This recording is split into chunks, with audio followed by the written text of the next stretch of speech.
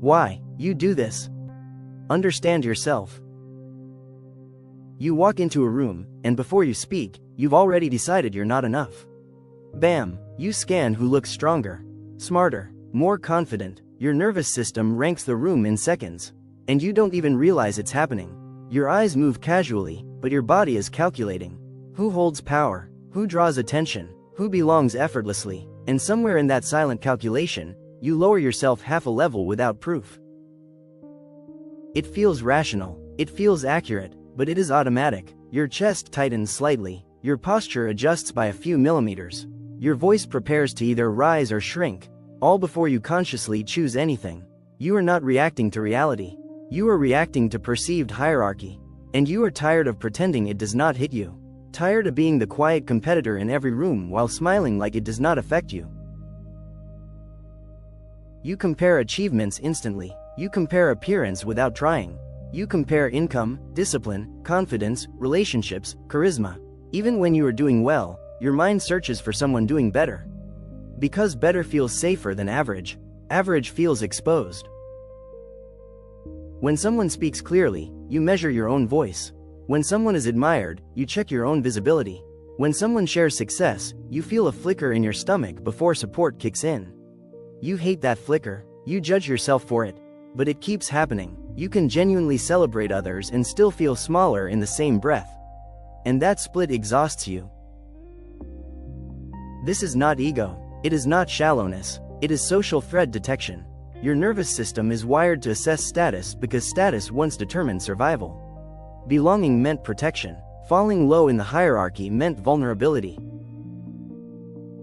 So your brain scans constantly. It is not asking if you are impressive. It is asking if you are safe. If you are valued, you are less likely to be rejected. If you are rejected, you are alone. And alone, to the nervous system, equals danger. So ranking happens before reflection. Comparison happens before consciousness. The trigger is sharp and subtle. Someone enters with ease. Someone commands attention without trying. Someone looks grounded in their body. Your system reacts immediately. A contraction in your chest. A drop in your stomach. A quick recalibration of self-worth. You do not think, I feel threatened. You think, I need to improve. I should be further. I am behind. It feels like ambition, but underneath that ambition is fear. Fear of invisibility. Fear of not mattering. Fear that if you are not exceptional, you are replaceable. When comparison activates, your body mobilizes. Your thoughts speed up. Your inner critic sharpens. You analyze flaws faster than strengths. Your mind becomes an auditor scanning for weaknesses to fix immediately. Sometimes you push harder. You overachieve. You overcompensate. You try to climb invisibly. Other times you shrink. You go quieter. You minimize yourself before anyone else can. Both reactions are protection. Both are attempts to secure safety in a hierarchy your brain believes is real. Here is the trap. There is no final rank that ends comparison. Someone will always be further ahead, more attractive, more successful, more confident, so your brain never receives the signal that it is safe to stop scanning. You tell yourself that once you hit a certain milestone, you will relax.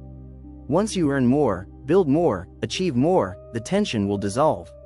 But it does not. The benchmark moves, the standard rises, and the race continues in your head long after the room has forgotten you were competing. Somewhere early, worth became conditional. Praise followed performance. Attention increased when you excelled. Or comparison was explicit. You were measured against siblings, classmates, peers. And your nervous system absorbed the message. Value equals love. So now you measure yourself before anyone else can. You preempt criticism by criticizing yourself first. You try to secure belonging through performance. That strategy once helped you adapt. It made you driven, but now it runs constantly, even when you are safe. Over time, comparison fuses with identity. You assume everyone else is ahead in some invisible race. You assume you are missing something essential. That belief shapes how you show up. You become hyper-aware of positioning, hyper-aware of perception. You rarely enter a space neutrally. You enter measuring, and you rarely admit how much it affects you. Because part of you believes you should have outgrown this by now. Breaking comparison begins with catching the spike.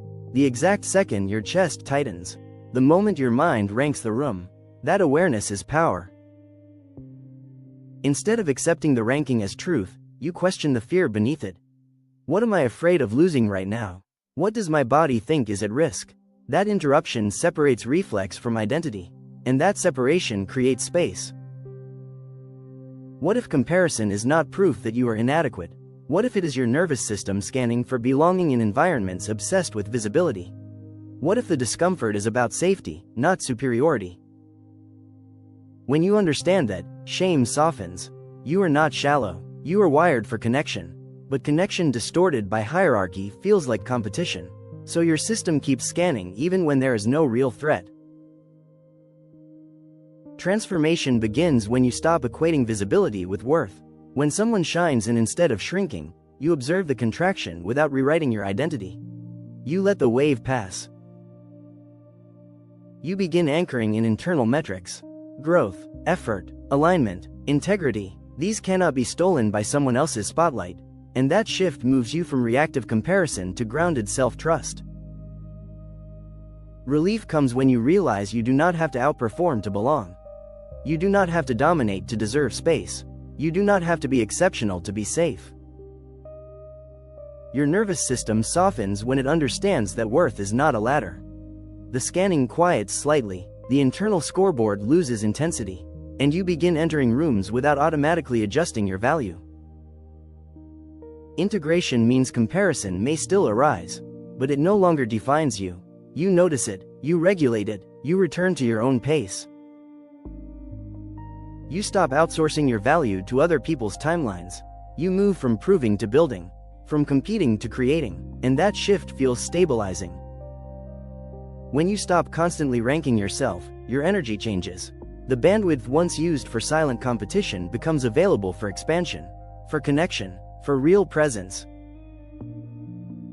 You become steadier, less reactive to confidence, less destabilized by visibility. You no longer need to shrink or inflate. You simply stand in your own space. There is something deeply calming about realizing there was never an actual scoreboard controlling your worth.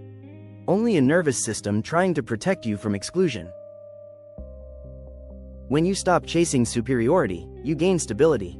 When you stop shrinking in comparison, you gain clarity. And clarity feels stronger than validation ever did. You compare because your system scans for safety. You measure because belonging once depended on value. But you are not in danger. And your worth is not a ranking. Your nervous system can learn that existence is enough. That someone else shining does not erase you. That belonging is not earned through dominance. If there were no one left to compare yourself to, who would you finally allow yourself to become?